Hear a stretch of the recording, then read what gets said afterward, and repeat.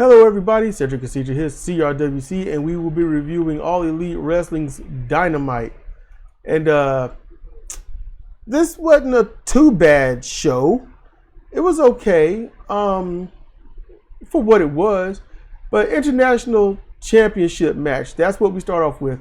Rey Fenix, the champion, comes out first versus Jeff Jarrett, the challenger, who comes out second. So, in short, Rey does a dive, nearly hitting Jeff Jarrett's guitar while he was on the outside on the entrance. Then he does later he does running dives and makes fools out of the heels. Okay, fine. Satnam Singh keeps attacking Rey on the top rope, but failing. But the ref won't DQ him or eject him from the ringside. Just staring at him doing it. Just staring. Jarrett slows it down, taking over during the break. Phoenix fights back with a limp before being shut down. The commentator's like, no one leaves a Moxley match unscathed. Like, okay, yeah. Yeah, but who's not there and who's concussed, you know? Valid points. Karen argues with the ref, shoving Aubrey, who shoves her back, knocking her down, getting a chant from the fans. Phoenix does a double stomp that looks like it was to the neck, but that could have just been poor camera angle. Could have been. Jay gets kicked in the face on a rope run. Jarrett gets a low blow and rolls up Phoenix, but then, like, more than obviously releases him so that he could kick out. And it was a slow kick out. Jarrett hit the stroke, and after Phoenix moves into position for about all of 4 or 5 seconds, he gets his feet on the ropes. Jarrett with a figure 4 attempt, but he's rolled up and pinned, so the Ric Flair finish. So that was your International Championship match right there. Yeah, it was not great. Cole and Max do a super stagey bro time video. They talk things out. They're on the fishing line that they have. They catch something huge. It happens to be Captain Insano. So they did that. I mean, it was kind of but so Don Callis and Takeshita, they do a promo claiming to be in Tokyo, or at least Japan at least, but it looked like it was like a chroma screen a little bit, and they were like flashing lights in front of them, and then it shows that they say they're hunting Ibushi, so that I figure that's silly. You know, it's just that nothing looked real. Don Callis' family is in the ring for a very long time and show Don and Takeshita attacking one of Ibushi's partners or whatnot, and then Ibushi comes in, rolls in the ring, and then they fight, and they eventually get the jump on him, beat him down. Says that he's not safe anywhere. Sammy Guevara, he talks up things, the crowd's booing. It seems like the noise is piped in. You just assume that it's piped in initially to get them booing, and then they do it on their own. But the thing is, it sounds the same. So I think it's more or less crowd effect.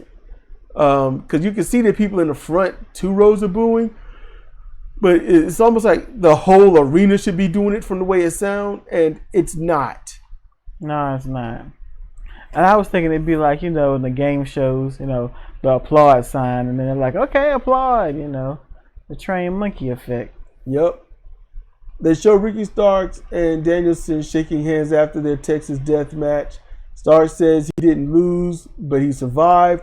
He didn't tap, and he wasn't pinned, which you can't do allegedly in a Texas death match. Yuta comes in with an apology, but Starks doesn't care to hear it. Yuta tells him how he really feels and says the BBC beat him down all the time and stick him 6 feet under, but he gets up every time and claims that Ricky doesn't have what it takes to do the same thing. Yuta makes a match, and it's pre-official. So Wrestle Dream, Yuta versus Starks, a grudge match that hasn't even had a chance to start. I don't understand this. It's stupid. It's a grudge match, but they haven't done anything. It's, you know, you done fought Danielson twice in these 2 brutal matches, and now you're going to fight Yuta. Why 2 steps back? Which is what they always do to Ricky. Yep. What the hell? Yuta gets beat down all the time and gets back up, and Char's gonna beat him down, and Yuta's like, I'm still standing. While Danielson sort of like Undertaker and Jeff Hardy. While Danielson moves on to Zack Sabre Jr. Yeah. Of course, there's no build up to this. And for me, it was enough to be like, you know, he's supposed to be the greatest technical wrestler in the world. I want to test that. That's enough build up for me. For that. But Ricky, man, they keep doing this to him. They could easily put Ricky against MJF. They could. Mm-hmm. But, you know, let's not do that. So, three-way match, Claudio Castagnoli, Brian Cage, Nick Jackson. The winner faces Rey Fenix for the international title next week. Nick Jackson wins with a stunt and cover on Cage, who was powerbombed before he landed on him after the Frankensteiner cover thing that he did on Claudio, landing on top of Cage. So, yeah, Brian Cage has to do the job again. Great face paint. I liked how the machine thing looked. It did. It looked like he, you know, tore off a piece of his face, and you could see the machine metal underneath. It was cool. Somebody did a real good job. Yep. Better Than You, baby, come out. Well, finally, AEW gets their WWE moment in Denver. Because that's about how it goes. MJF promises not to relinquish the belts due to Cole being injured and will fight 1-on-2. And it seemed like he was going to build up saying, hey, Roderick Strong, you can be my partner. Let's do this for Adam Cole. But nope, Roderick Strong comes in calling his name Adam, you know. Oh my goodness, man. And he comes out with the Kingdom. Roderick calls Cole to him, and that it's an emergency. That he's looking at his watch like, you're taking too long. Cole goes to him on crutches, so the hurt depends upon the injured. Yeah. The Kingdom, Cole, and Strong leave, and Bullet Club Gold enters. MJF is annoyed that anyone had said that he was good, but he's no Jay White. MJF cuts a good promo on White, and then Jay epically cuts a promo on Max. It was real good. Yep, as always. This is what you call, you know, big match Jay White talking right now. Mm-hmm. Jay says Max, and the fans will have each other, and he will have the Triple B. And Max loses it when Jay says that he's gone soft. Max gets ready to fight, and Jay bails from the ring. It was a good segment. It was very long, but it was worth listening to. Christian Cage and Darby Allin sit down on opposing sides of Jim Ross. Hold up. Okay, never mind. On the other side of Jim Ross, and they argue with each other. They had a great sit down, and it got intense. I just wish they would stop doing this with Jim Ross, because it's not like Jim can react quickly to anything that is, you know, to anything. And it always gets to the point where Jim proverbially drops the mic and leaves the ring, allowing the two to argue. Yeah. It happens with every sit down like this.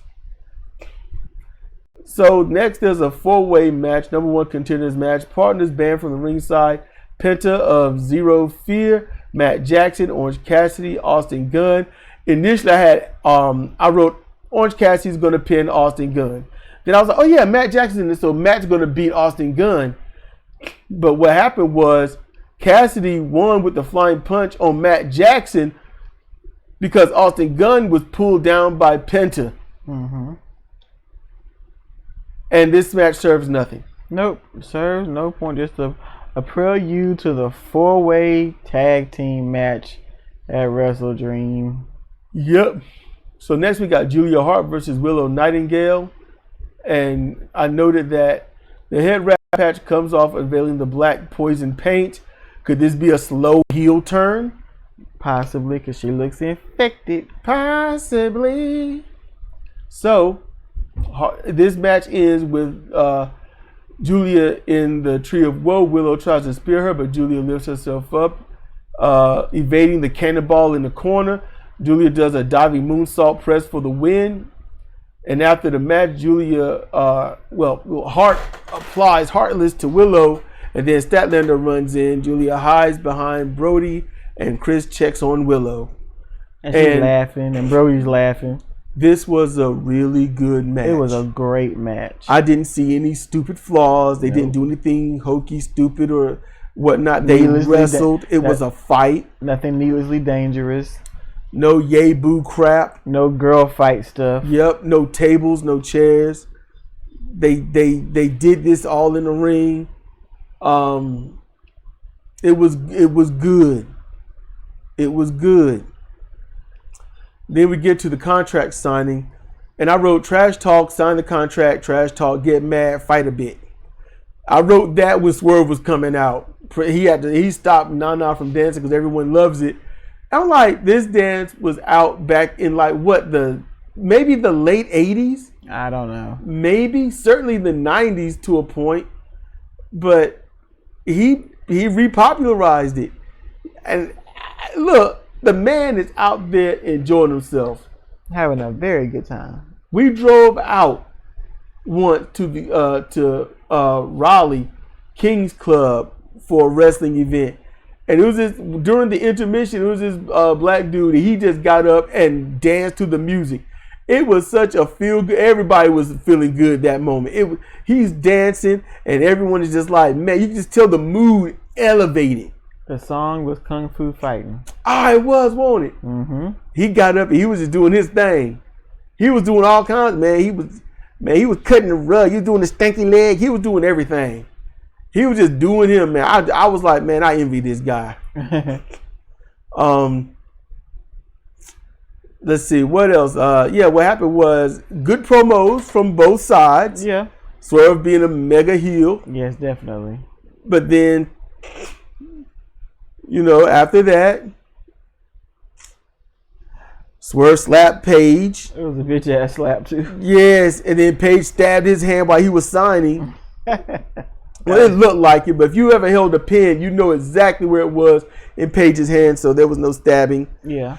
But it looked convincing. It was very convincing. I thought it looked good. You sitting 30, 40 feet back in the crowd, you're like, oh man. Yeah. Even in the front row. Because you see him with the pen, he's like, no, that's a stabbing. In the back, Jay White gets beat down by 4 people. Cedric called the putties. It's the putties. It's the putties. The putties. If anybody remembers the original Power Rangers. With Rita Repugna? Something like that. On Big Bad Toy Store, they got little toys and stuff of her. They did a good job on the sculpt. Mm-hmm. Really good job. One was wearing MJF's devil mask, looks up at the camera before the show ended, and I had to note that the masked man is far slimmer than MJF, because I was like, that's not MJF. And she was like, no, that ain't. That guy's small. That was a little man. It was little. He was a little dude. Honestly, it could have been Adam Cole. Yeah. It could have been Roderick Strong. Any of them little ass men. It could be someone that MJF is bringing, because MJF, when he was like, you have no goddamn idea what I'm capable of. And I was like, oh, MJF has an amazing yelling voice. As soon as he starts barking like that, you're like, oh, yeah, wow, this guy's serious. Yes. But Jay is right. He has gone soft. He's a baby face. Soft face. So my final note was, it was an action-packed night, but not too much we cared to see. But it was okay. It was okay. It was okay. It wasn't horrible. There's a little, but all in all, this was a good episode. So we kind of blasted through that. Yep. But yeah. And it was good. We liked it. What do y'all think? If you even watched it, they're trying. They've lost CM Punk. Well, no, they ran him off. Yeah. They finally got rid of him. But it seems like they're trying. They're trying. So a lot of people that hate what happened, yeah, but you know something, everybody? You've watched WWE for a very long time, even those from WWF. You've seen people come and go.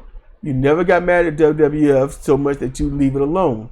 You watch your favorite indie wrestlers, you've seen your indie darlings, and you've seen your indie spot monkeys go to WWE in the past and the present and you will in the future. And you hate how they're watered down. You hate it, but you don't stop watching. So I say be fair and keep giving AEW a chance. You know, it's not a great show, but they're being very stubborn about it. They're not trying to improve. Not like that. Not the quality of wrestling, not the quality of styles, and not to bring you a professional wrestling product.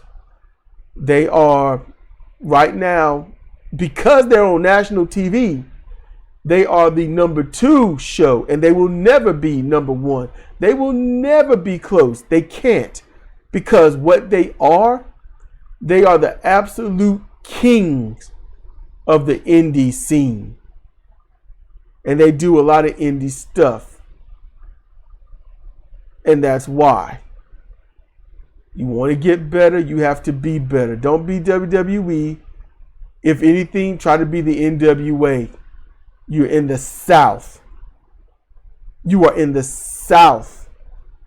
Wrestle like it. That's what you do. Wrestle like it.